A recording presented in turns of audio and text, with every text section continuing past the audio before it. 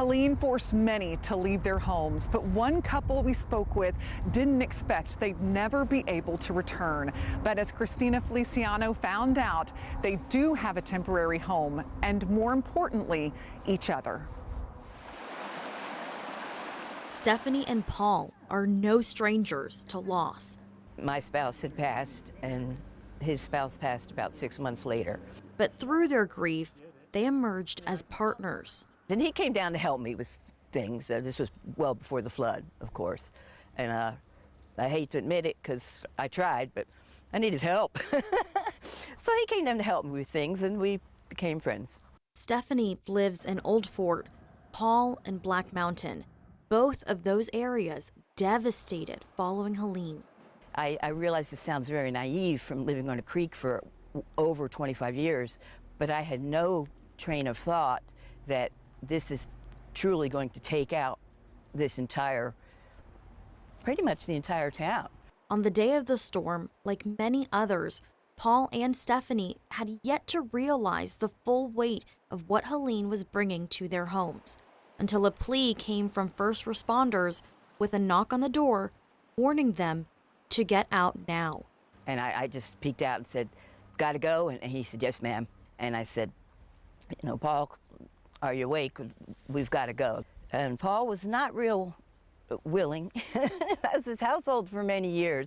And I wasn't going to leave the house. I wasn't going to leave it. She came by and made me leave. The pair spent days in a motel, unsure of what was happening, until a call came from a friend.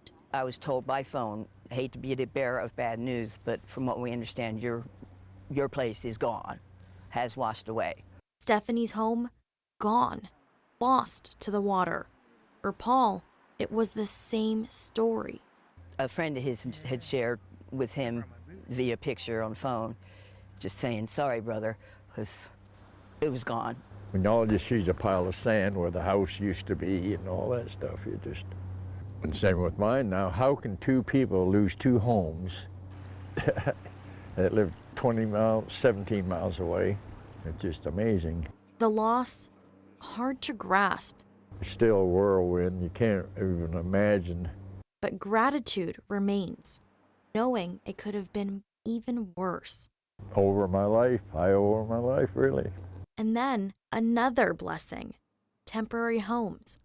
Paul's from a friend, and Stephanie's from FEMA through Governor Josh Stein's executive order to help this couple start over. I remember the first thing I bought was a set of toenail clippers.